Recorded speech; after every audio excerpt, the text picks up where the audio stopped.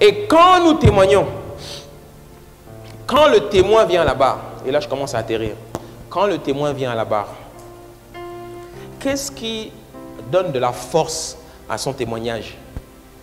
Qu'est-ce qui donne du poids à ce qu'il dit? Ce qui donne du poids à ce que le témoin dit, c'est parce qu'il y a quelqu'un qui a autorité dans la cour, qui l'a appelé à venir à la barre.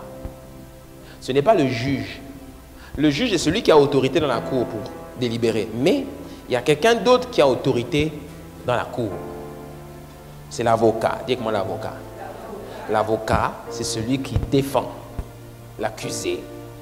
Et l'avocat, quand son plaidoyer n'est pas suffisant, il te fait appeler toi le témoin. Viens parler. Et quand tu viens parler, parce que c'est l'avocat qui t'a appelé, ton discours a du poids. Parce que l'avocat se place en garantie devant le juge, qui ici est Dieu, en disant, lui, il peut parler.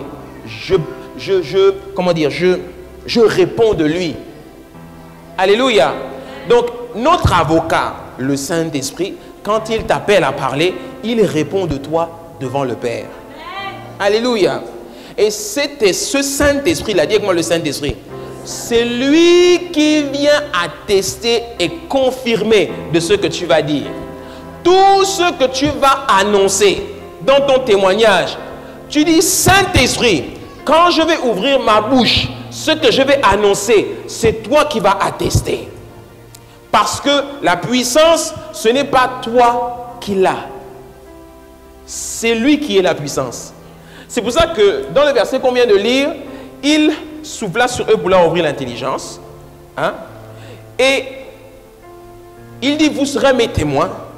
Mais quand tu lis la suite du verset, au verset 49, il dit, et voici, j'enverrai sur vous ce que mon Père a promis, mais vous restez dans la ville jusqu'à ce que vous soyez revêtus de la puissance d'en haut. Il dit, restez dans la ville jusqu'à, dis avec moi jusqu'à ce que vous soyez revêtus de la puissance d'en haut.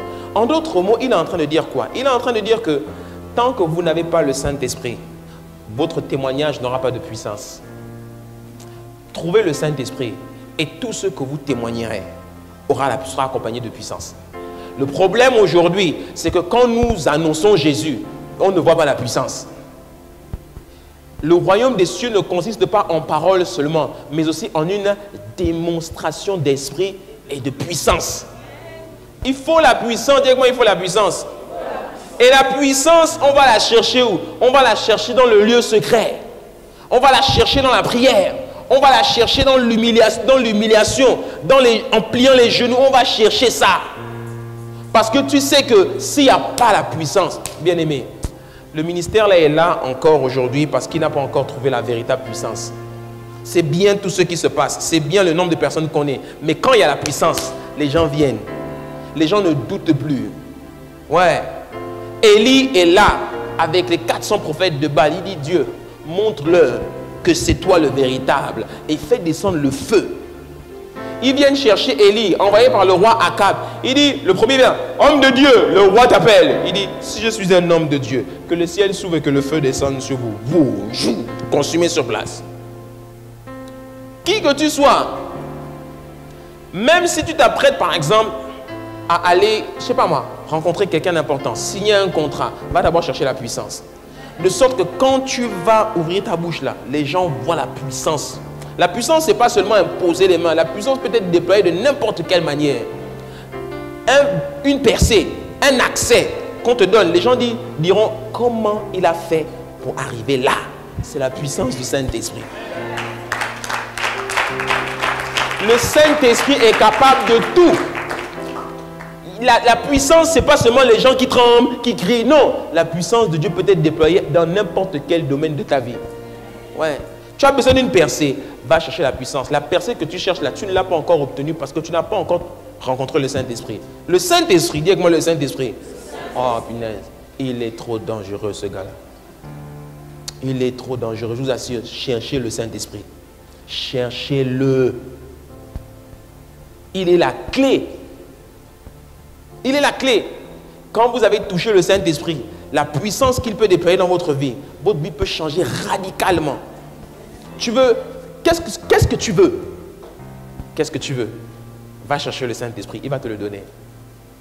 Qu'est-ce que tu veux? Chacun d'entre nous ici, on sait ce qu'on veut. C'est quoi? C'est de l'argent que tu veux? Il est capable de t'en donner. C'est un homme que tu veux, un mari que tu attends depuis, il est capable. Va chercher le Saint-Esprit. C'est une porte qui doit s'ouvrir, une promotion, une guérison, peu importe. Tout est dans le Saint-Esprit. Va le chercher et il te le donnera. Alléluia. Livre de Actes, chapitre 1, verset 8, Jésus-Christ dit, vous recevrez une puissance lorsque le Saint-Esprit viendra sur vous et vous serez mes témoins. À Jérusalem, dans toute la Judée, dans la Samarie et jusqu'aux extrémités de la terre. C'est une image ici. Jérusalem, c'est ta famille. Dans toute la Judée, on peut dire que c'est la ville. Dans la Samarie, on peut dire que c'est ton pays. Et les extrémités de la terre, on peut dire le reste du monde. Mais il dit, vous serez mes témoins jusqu'aux extrémités de la terre. Hein? Mais trouvez-le, parce que votre témoignage deviendra fort lorsque la puissance aura été déposée avant. C'est pour ça qu'il dit cherchez d'abord la puissance. Alléluia!